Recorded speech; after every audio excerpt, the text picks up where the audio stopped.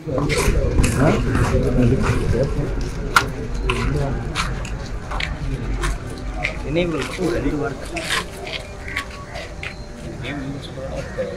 எங்களுக்கு பெரிய பழக்கம் சொல்லுறது என்னன்னா, நாங்கள் ஃபஸ்ட்டு காலேஜில் நீட்டில் வந்து ஃபஸ்ட்டு அவர் கையில் தான் வந்து டீ சாப்பிடுவோம்.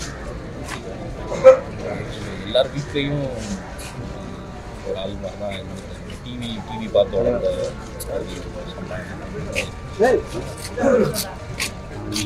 இன்ஸ்பிரேஷனான நம்ம டிவியில் அறியுது இந்த மாதிரி அவரோட ப்ரோக்ராம்லாம் பார்த்து அவர் எப்படி பண்ணுறாரு அது மாதிரி நம்ம பண்ணி பார்ப்போமான்னு சொல்லி ட்ரை பண்ணி தான் எனக்கு இந்த மாதிரி உடம்புல வந்து இருக்கோம்.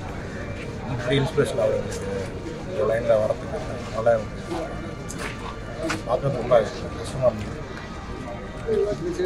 சொல்லும் போதும் ரொம்ப நிறைய விஷயம் அவர் பண்ண விஷயங்கள் அவர் பண்ண நகைச்சுவை பண்ண எவ்வளோ பேர் சிரிக்க வச்சுருக்காரு அந்த மாதிரிலாம் ரொம்ப. அவருடைய இழப்பு உங்களுக்கு எந்த அளவுக்கு நீங்கள் இன்ஸ்பிரேஷனாக சொல்லியிருக்கீங்க, அதை குறித்து பேசியிருக்கீங்க, பர்சனலாக எந்த அளவுக்கு ஆசை? பர்சனலாக ரொம்ப நிறைய பேர் அவர் இன்ஸ்பயராக இருந்திருக்காங்க. அது மாதிரி பர்சனலாக நான் பழக்கம் இல்லை, நான் பார்த்துருக்கேன், ரொம்ப பிடிக்காது. அப்படிதான் நான் சரி.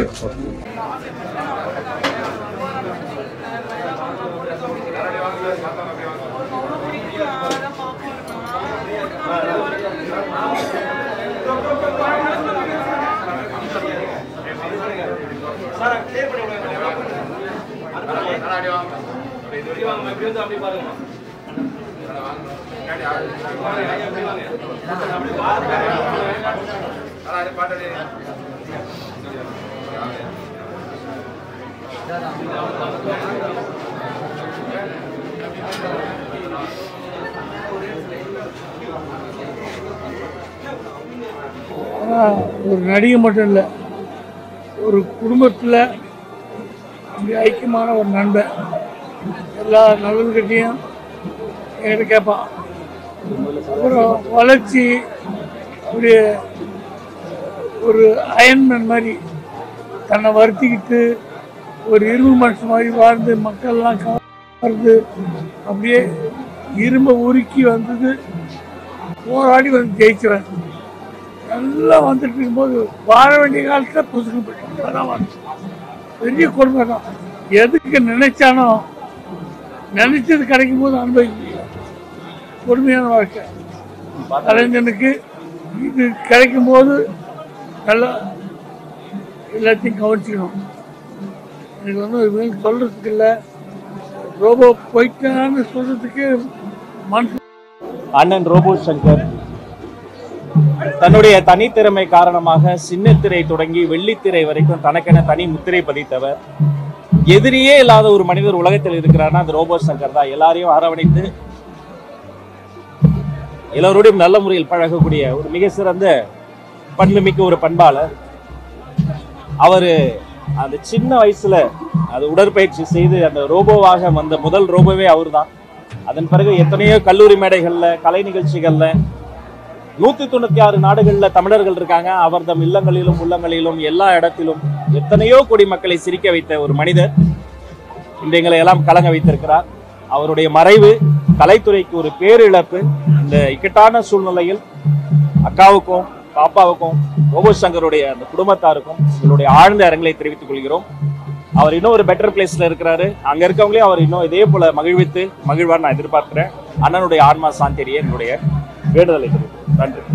யார் வந்து சீசன் 5ல வந்தேன். நான் வந்து முதல்ல வந்து ரோபோ சங்கரனோட ஒரு நிகழ்ச்சிக்கு வந்திருந்தாரு. அப்போதான் நான் வந்து மிமிக்ரி பண்ண ஸ்டார்ட் பண்ணேன். அப்போதான் அவர் என்னை பார்த்து நல்லா பண்ணுறடா தம்பு, வா நல்லா பண்ணலாம் அப்படின்னு சொன்னார். காஞ்சிபுரத்தில் எனக்கு முதல்ல நான் இது வரைக்கும் எதுவுமே பெருசு அவார்ட்லாம் எதுவும் வாங்கினது இல்லை. முதல்ல ஒரு அவார்டு கொடுத்தது வந்து ரோபோ சங்கரனை தான், நல்லா பண்ணுறேன் அப்படின்னு சொல்லி. இன்னைக்கு அவர் இல்லை. இப்போ கூட சமீபத்தில் மீட் பண்ணோம் ஒரு சிம்மந்தத்தில். அப்போ கூட சொன்னார், தம்பு என்னடா ஜிம்முக்கெல்லாம் போய் நல்லா உடம்பை ஏற்றிட்டு இருக்கப்போ நல்லா பண்ணு அப்படின்னு சொல்லிட்டு இருந்தாரு. திடீர்னு வந்து இன்னொன்று கஷ்டமாக இருக்கு. அவர் 2 நாளுக்கு முன்னாடி ஹாஸ்பிட்டலில் இருக்காருன்னு கேள்விப்பட்டோம். உடனே ஹாஸ்பிட்டலுக்கு போயிட்டு பார்த்தேன். அப்போ வந்து பல்ஸு ரொம்ப கம்மியாக இருக்குது, ஏறவே இல்லை. அப்சர்வைஸ் வச்சாக்கா வாய்ப்பு இருக்குது, கொஞ்சம் கொஞ்சமாக அவர் தூங்குனாக்கா வாய்ப்பு இருக்குது அப்படின்னாங்க. அக்கா கிட்டேயும் பேசினேன். இல்லை தான் பிரச்சனை, வந்துடுவார் ரொம்ப தன்னம்பிக்கையாக சொன்னாங்க. எனக்கு இன்னும் அது என் காதில் கேட்டுகிட்டே இருக்குது. அவன் எப்படி இருந்தாலும் வந்துடுவான், அதெல்லாம் தைரியமான ஆள் அப்படின்னாங்க. இன்றைக்கி எல்லாத்தையும் ஏமாற்றிட்டாரு. ரொம்ப இழப்பு. எங்கள் குடும்பத்தை வடிவேல் பாலாஜி இறந்ததே இன்னும் நாங்கள் தாங்கிக்க முடியாமல் அந்த இழப்பு இன்னும் பாதிப்பிலே தான் இருக்கோம். அதுக்கடுத்து சடனாக இது வந்து ஒரு பெரிய ஒரு பாதிப்பு உருவாக்கிடுச்சு எங்களுக்கு. ரோபோ சங்கர் வந்து அவர் திறமையை பற்றி நம்ம சொல்லவே தேவையில்லை. எல்லாருக்குமே உலகம் முழுவதும் எல்லாருக்குமே தெரியும். நாங்கள் எல்லா நாடுகள், வெளிநாடுகள், எல்லா ஷோட்லேயும் ஒன்றா பயணிச்சுக்கிறோம். நைட்டு பகல்னு ட்ராவல் பண்ணியிருக்கிறோம். அவர் சொன்ன வார்த்தைகள், பேசின என்னென்ன அவர் இருந்தாலே ஜாலியாக இருக்கும். எப்பவுமே ஜாலியாக வச்சுட்டு இருப்பார். ஒரு இப்படிப்பட்ட ஒரு மகா கலைஞர் நம்மளை விட்டு போனது வந்து பெரிய இழப்பு. ஸோ அவரோட இழப்பை ஏற்றுக்க முடியாத ஒரு விஷயம். அவங்க குடும்பத்தாருக்கு கடவுள் எப்படி ஆறுதல் சொல்லப்பாரு எனக்கு ஒன்றுமே தெரியல. ரொம்ப கஷ்டமாக இருக்குது. நான் லாஸ்ட்டு சீசன் சாம்பியன் பண்ணும்போது நல்லா பண்ணாக்கா ஓடி வந்து கவரில் காசு போட்டு கொடுப்பார் 2000 ரூபா. அவர் வாங்குகிற பேமெண்ட்டே கம்மி தான். ஆனால் அவரோட எண்ணம் வந்து நல்லா பண்ணானுங்க, அவங்கள உற்சாகப்படுத்தணும் அப்படின்னு கவரில் காசு எடுத்து வந்து கொடுப்பாரு. அந்த மாதிரி ஒரு பயங்கரமான ஒரு மோட்டிவேஷன், எல்லாம் நல்லா பண்ணணும், நல்லா வரணும் அப்படின்னு நினைக்கிறவர். இன்றைக்கி அவர் நம்மளை விட்டு போனது ரொம்ப பெரிய இழப்பு. ரொம்ப கஷ்டமாக இருக்குது, சொல்கிறதுக்கே வார்த்தை இல்லை.